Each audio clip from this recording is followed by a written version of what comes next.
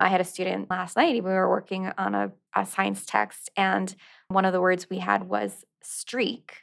And he wasn't quite sure about that word. And so we were I'm sorry. I know. That is a multiple meaning word.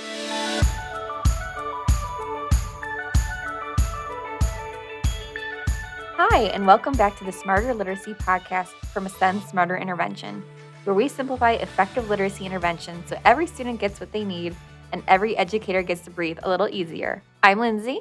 And I'm Corey, and in our last episode, we introduced the idea of those students who are in what we call the messy middle. Yes, those kiddos, students who haven't quite gotten the point of classroom expectations, but who don't necessarily need the intensive literacy intervention, and so they're kind of stuck in the middle. Yes, and so today we want to dig more into the how we started bridging the gap for those students who are stuck in the messy middle. And I really cannot wait to dive into this conversation. So let's start with a question here. Corey, why do students who are in the messy middle need a different type of intervention? Yeah, so this is a great question. And honestly, for so much of my time as a literacy specialist, I didn't use a different type of intervention for students who were in this kind of what we call messy middle. So I either kept them in a highly structured, systematic literacy intervention program because that's what I knew, right? And that's really where I came from and how I was trained. Or I just didn't see those students at all because I was pretty clear that they didn't need the level of instruction that I was going to provide, and I felt that they would be better served just staying in the classroom and just having that classroom instruction all the time, quite frankly. And so those students just got nothing. And that is so common. I know, in the school that I taught at too, if they did not meet certain criteria, it was kind of like they'll just be fine in the classroom. They'll get it eventually. It'll just come to them. And it didn't feel great, but that's kind of where we were. And even the beginning of my career, I remember it was really tough at this school. We as a building really had to work together. So we were middle school and we really wanted to figure out how to meet our students' needs because more and more each year we were recognizing we've got a lot of kids with lots of differing needs. How do we do this? So I would say, really honestly, our school was full of the messy middle kids. And what we came up with first was nowhere close to perfect. We did have a tier 2 and a tier 3 intervention, but even still there, we were kind of figuring out what did those look like. And with our buildings time constraints, the structure of our day, and also the lack of materials, especially being a secondary school, we did the best we could. It was not perfect. And it just felt like, honestly, we were winging it and hoping for the best. And meanwhile, there was plenty of students who just weren't getting anything. Yeah, and I think it's just a difficult thing that so many people are trying to solve, whether you are in a school system and you're trying to figure out how do we support this? Does that look like more tier 1 general education instruction? Do we have a separate tier 2 for these kids who are in that middle space? What does that look like? And then that tier 3 where it's more of that ongoing intensive support. And so the reality is that these students who are in the messy middle, they do need something a little bit different. And what we have really started to call that or lean into is that is a bridge intervention.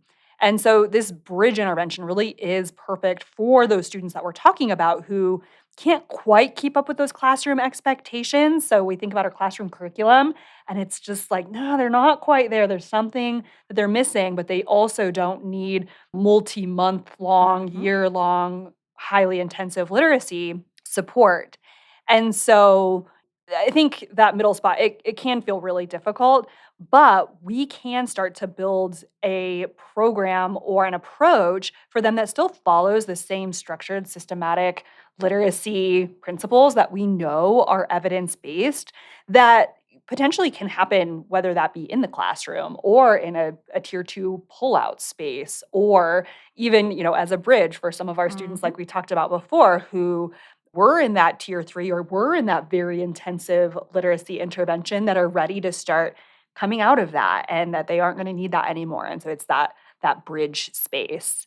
And so when we think about these kids, these messy middle kids, we say this just lovingly more from a messy middle for ourselves, not that the students are in this messy middle, but it's this messy middle ground for us as educators trying to figure out how to serve them. But these might be students who are classified as needing MTSS Mhm. or response to intervention, tier 2 support, right? Like those might be some of the terms that are being used for them. And sometimes these are students who don't qualify for support at all, but they're still a little bit behind kind of that Mhm. grade level standards, or seem to be the ones that they always kind of figure it out by the end of the year. But then at the beginning of the year, it's like this Yeah. constant kind of like, oh, they're at the bottom. Oh, nope, they figured it out. Oh, nope, they're at the bottom. Oh, nope, they figured it out.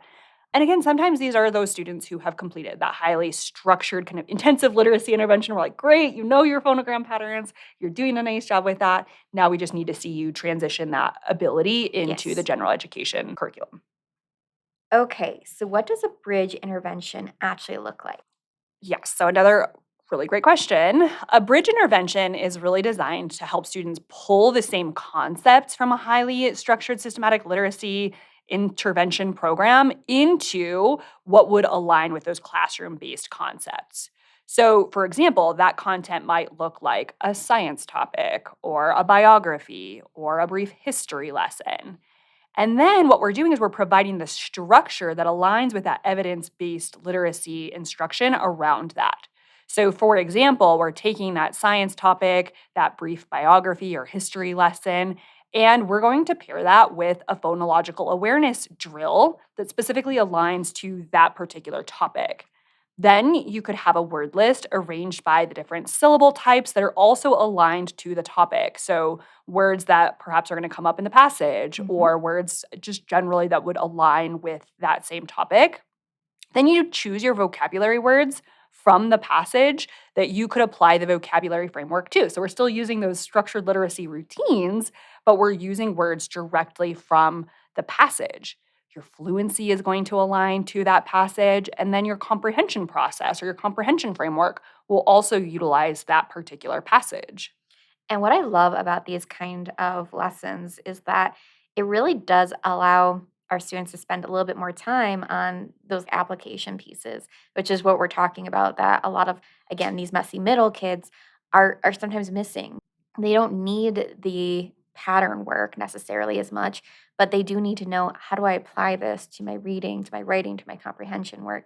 And I love that they also get to spend a little bit more time, even like with vocabulary, like thinking about words and their meaning, not just how we sound them out.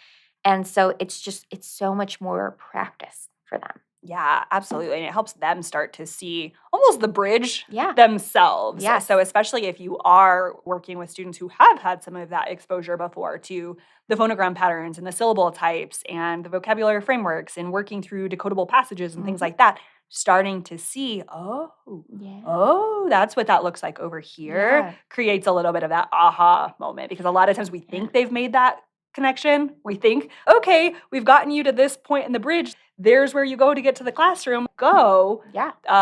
They don't go. Right. Like I don't like they didn't they Yeah. didn't They missed the memo there. yeah. Yeah. And it's even too, it's like they can sit, they're like, oh, this is why I learned all this stuff before. Oh, it has meaning elsewhere, and that's what I love too, because again, sometimes we do have to spell it out for kids. Mhm, absolutely. And then on the flip side, it's also good for students who maybe do not need that significant level of intervention Mhm. to at least get a view into that Yeah. and a view into here's the structured framework that we can follow to make all of this come together. Because I think sometimes when I think about students in the classroom, a lot of times when we look at our state standards or the standards that we're hitting and the things that we need to teach, a lot of times some of those things are getting very specific. Thinking back to even like your ELA when you were teaching Mhm. in the classroom, okay, if we're trying to talk about different genres and we're trying to talk about the structure of a sentence in a very complex way, Mhm. we might just need to have an opportunity to see that from a slightly pulled back picture where they can Yeah. see that big picture a little bit more clearly. So, again, just even thinking about whether that be the vocabulary framework or like for us, one of the frameworks for fluency is phrasing who or what, did what, when, where, why, or how. You can use that as a bridge Yeah. for so many of the other things that you're doing in the Yes. classroom. So much so. Okay, Corey. So if I wanted to build a bridge intervention, what would that look like? Yeah, so I think there's a few ways that you can do this, but one of the ways that we like to do this is, like I mentioned, you can take one meaningful passage. So that could be a brief textbook chapter, that could be an article, that Mhm. could be just something brief that you've written up about the topic. Doesn't have to be complex, but it Right. can just be something that you're already utilizing or something that aligns with the content that you are going to be teaching. So ideally, this is content rich. So again, we're thinking this should be something aligning to science, social studies, whatever is going on in the classroom, right? That's how we're Yes. creating that bridge. So you're using that one passage, and that's becoming the anchor for everything else that you are doing. So you'll take that passage, and then from that, you can create phonological awareness questions. So we like to use a 10-part drill for our phonological awareness. And that's what we use in our structured, systematic, highly intensive literacy intervention is these 10 questions. And they're designed to help support students' ability to blend sounds and syllables, to segment sounds and syllables, to differentiate between sounds, to manipulate sounds and words. But essentially, you're just taking some of the words that they would have had in the passage and you're asking them, okay, if you're doing something about volcanoes, for example, you might say, all right, I'm going to tell you a word in small parts. Vol, K, no. What's the word? Volcano. Right? All right, I'm going to tell you a word and I want you to guess what it is. L, A, V, What's the word? Lava, right? You're Mhm. using kind of context words, but you're still tying back in that foundational skill of phonological awareness, helping students to think about, okay, well, how many syllables do you hear in this word? How many sounds do you hear? What if we changed the first sound or the last sound? And that way, it's not just this random drill, Mhm. which I think is what everybody kind of hates sometimes about the really Yes. structured literacy is that it Yeah. just feels like one more thing that you're just trying to weave into your instruction. It doesn't fit. It's almost like you have this beautiful recipe and somebody's like, okay, now you must use cardamom. And you're like, that's a great flavor, but it doesn't go with Yeah. this dish at all. So I don't want to do that. Yeah. This is allowing you to kind of pick, all right, like we're gonna flavor this with some seasoning, but it's gonna align Yes. to the meal that I'm making here, right? So it's aligning to the passage. And essentially that's what that first piece will look like. So first you're pulling your content passage, and then the first step would be pulling that phonological awareness drill into the passage.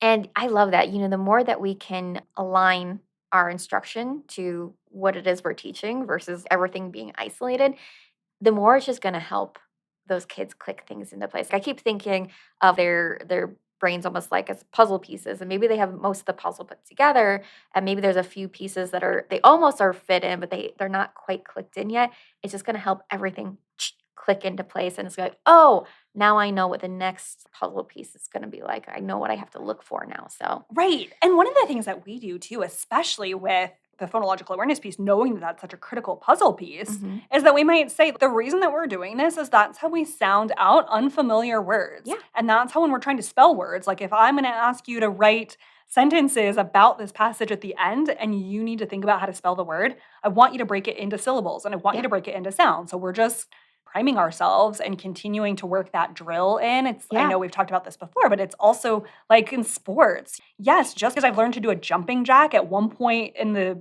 past doesn't mean that I shouldn't continue doing that even as I get yeah, older and more advanced. And so these are strategies that will help take your very foundational work that was done kinder, first, second grade yeah, and carry it through for you. exactly. So then, after you do the phonological awareness, then we're going to pull in the phonics instruction piece. So, typically, what we're going to do here is we're going to take words directly from the passage and we're going to really organize those or sort those into the different syllable types so that students can start to see, oh, these are closed syllables, these are vowel consonant E, these are R controlled. We want them to see that patterns exist in the language so that they can start hunting for those patterns in the rest of their reading. And so it's also just a great way, again, as a bridge between students who have had all of that exposure to remember those different syllable types and those patterns, but also a good way for students who have not had that instruction to be introduced into Yeah. that way of finding patterns.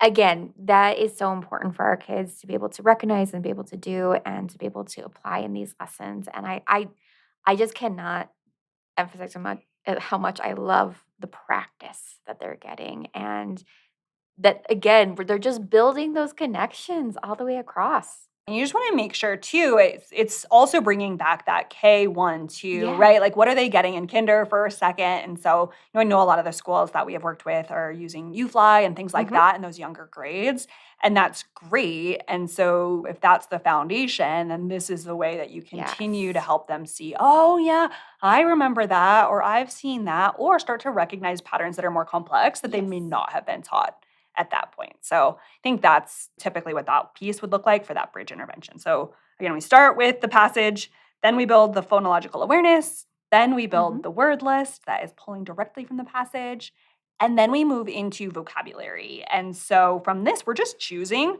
2, 3 words Yeah. from the passage that you feel like, okay, these would be words that maybe they wouldn't know or that are just important, right? Yeah. That they're going to see again.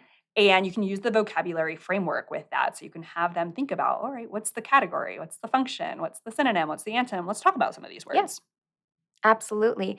And even from there, let's say it is a word that they don't know. That we are choosing maybe an unfamiliar word, but we know it's going to be an important word, especially in the context, like it's a science article that we're looking at. Even pulling the sentence that it's being used in and even kind of sitting down and going through that category piece. Okay, well, how is it being used? Where is it falling within the sentence? Is it in the subject? Is it in the predicate, the adverbial phrase? And then within that, how is it being used? Is it a noun? Is it, and just getting them to see. I had a student last night, we were working on a science text, and one of the words we had was streak. And he wasn't quite sure about that word. And so we were reviewing. I'm sorry. I know. That is a multiple meaning word. It that is a could streak. get- A streak of light was Okay. the. We were talking about meter rates. Sorry about that, guys.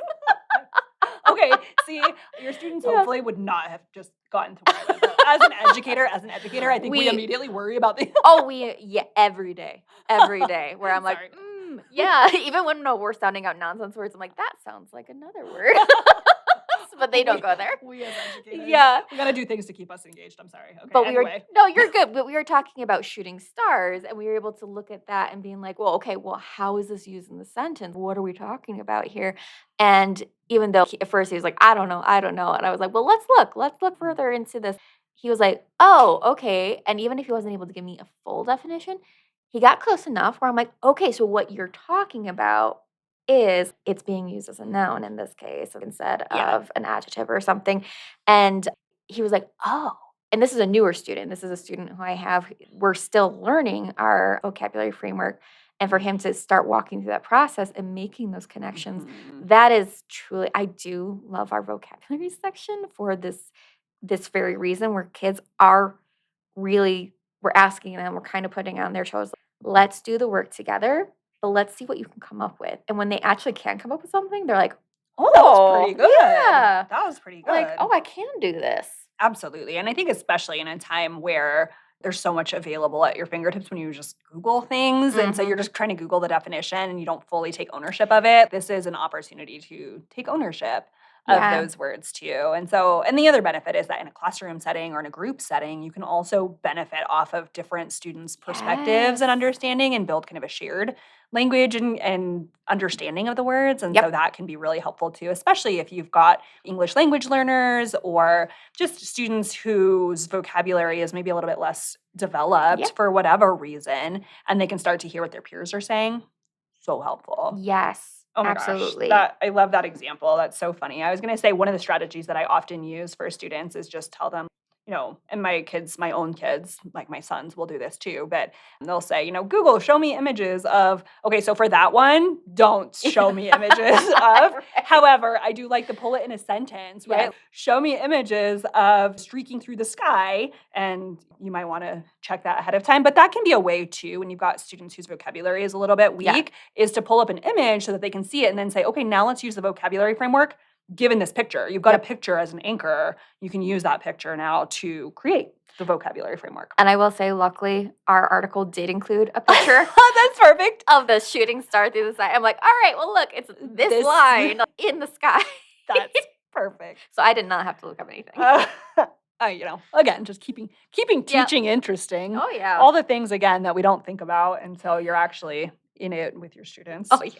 Oh my goodness. So Yeah, so that's what that looks like. And then we move on to the fluency where we'll practice phrasing or repeated reads of specific sentences that students will Mhm. see. So we might take that exact sentence Yep. that you just used for vocabulary and then have them practice identifying who or what, did what, when, where, why, or how. And that way they're doing two things. One, they're starting to break that down so that they're going to get meaning from it. 'Cause Yes. fluency is meant to help build meaning. It builds prosody too, because you should have some natural kind of intonation and phrasing at those points, Mhm. but also they're getting repeated read opportunities. So repeated Yes. read is a huge evidence-based practice, but it can sometimes be really boring for kids to read the same thing over and over again. But sometimes when they're doing it in this way, they don't Yeah. even really realize that you're asking them to read the same thing over and over. So you're kind of Yes. sneaking in some repeated read practice there. Yeah, even my students now, when we do sentence phrasing like that, they'll even read the whole sentence first, and then they read it in their parts. I don't even ask them; they just do it, and so I'm like, Mhm. "Great, look at all this repeated reading you're getting." Exactly, and it's gonna build fluency once they get into Yeah. the passage itself too because they've had that previous exposure, so it Yes. starts to feel more fluent once they get into the full passage,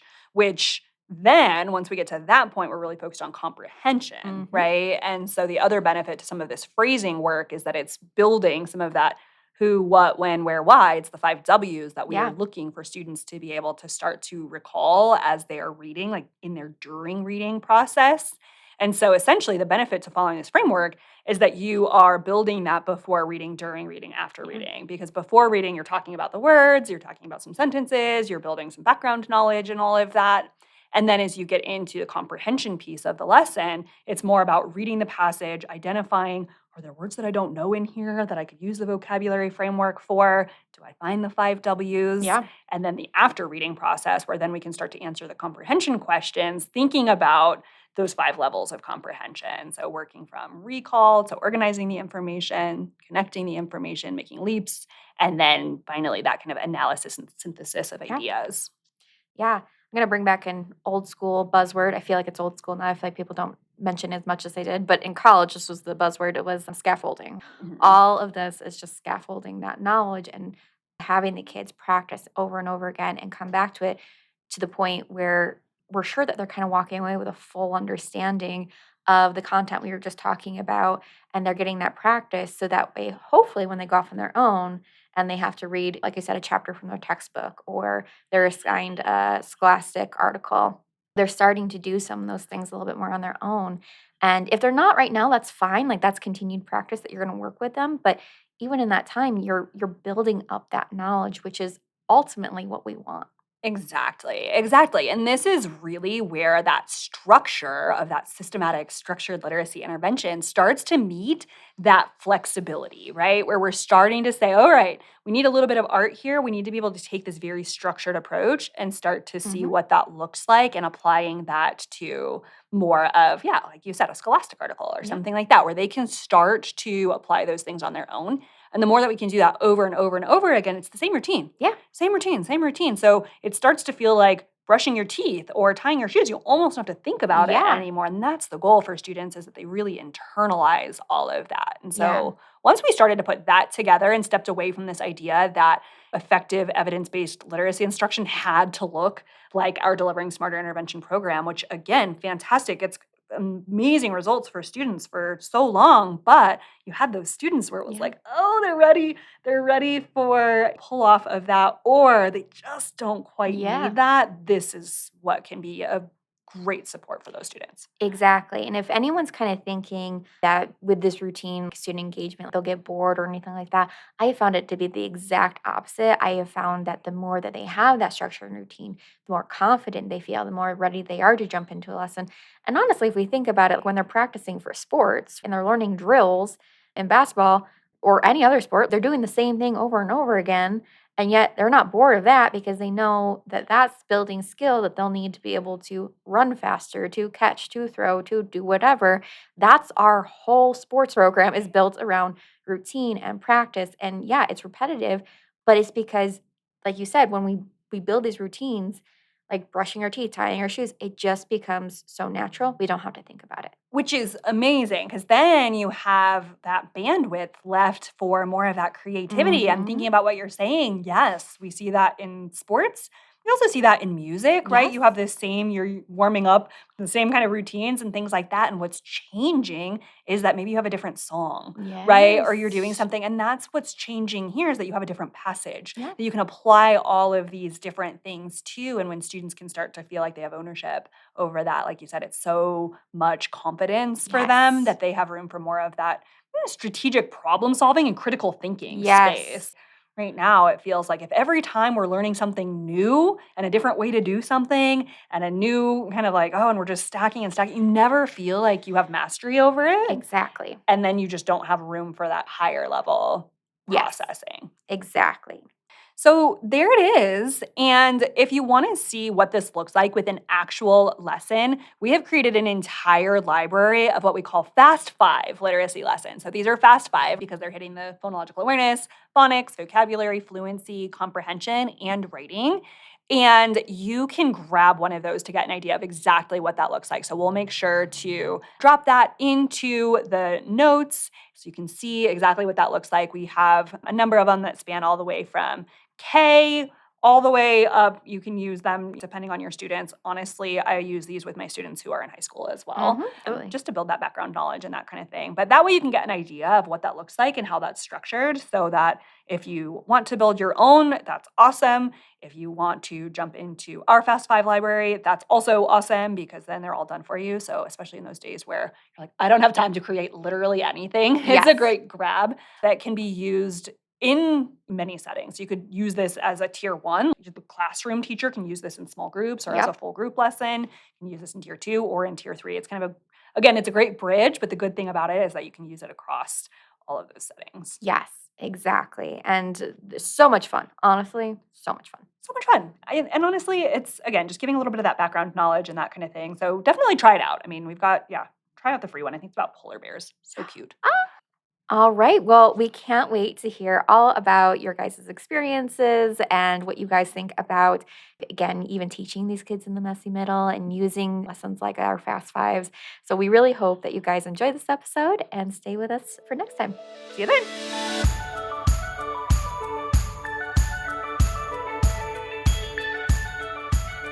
Thanks for listening to this episode of the Smarter Literacy Podcast.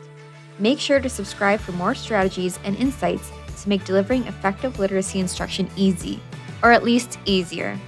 And if you found this episode helpful, share it with a friend or leave a rating and review wherever you get your podcasts. It really does help others find the show, and we are beyond grateful for your support. Thanks for listening. Until next time, happy teaching.